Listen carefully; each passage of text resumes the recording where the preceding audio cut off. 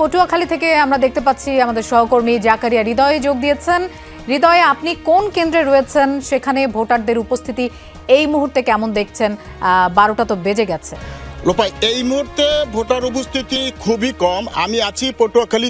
এখানে সকাল 7টা থেকে বেলা 11টা পর্যন্ত ভোটারের লাইন ছিল, কিন্তু বেলা বাড়ার সাথে সাথে সূর্যের যে তাপ, সেই তাপ বৃদ্ধি পেয়ে পাওয়ার কারণে ভোটারদের যে উপস্থিতি সেটি আস্তে আস্তে আস্তে কমে গেছে।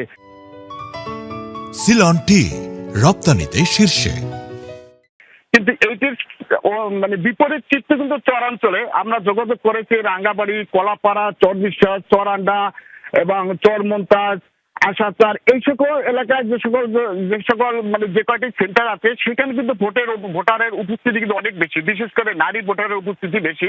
এবং আমার এই পাশে গলাচিপার যে পার্শ্ববর্তী উপজেলা 10 মিনিট উপজেলা, সেখানেও কিন্তু ভোটার উপস্থিতি তুলনামূলক সকালের চেয়ে তুলনামূলক মোটামুটি বলা যায় ভালো।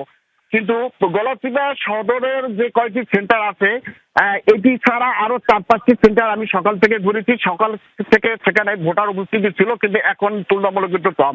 আরেকটি বিষয় হলো, আমি একটু জানিয়ে রাখি, এই যে সেন্টার, এইখানে আজকে সকাল 8:30টার সময় গণ অধিকার পরিষদের সভাপতি এবং বিএনপি যিনি প্রার্থী এই আসনের সাবেক ডিপি নুরুল হক নূর, তিনি এখানে ভোট দিয়েছেন।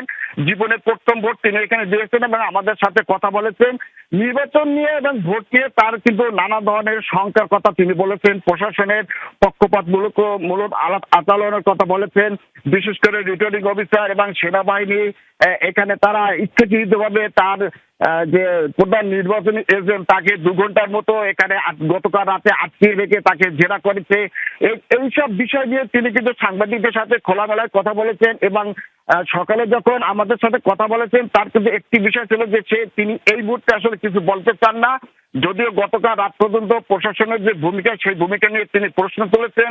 প্রয়োজনে এই নির্বাচন নিয়ে যারা যদি কোনো সরকারি কর্মকর্তারা যদি এই নির্বাচনে কোনো ধরনের অনিয়ম করে, সেটার জন্য তার সেই কর্মকর্তার হাতে আইনের হাতকড়া পরানোর জন্য তিনি আইনে লড়াই চালাইবেন, রাজপথে আন্দোলন করবেন এবং অতীতে তারা আন্দোলন করে দাবি আদায় করেছেন। এইসব নানান ধরনের কথা বলেছেন। আর সুষ্ঠু স্বাভাবিকভাবে পটুয়াখালীর 3 আসনের এখন পর্যন্ত সুষ্ঠু স্বাভাবিকভাবে ভোট গ্রহণ চলছে, এটি মোটামুটি বলা যায়।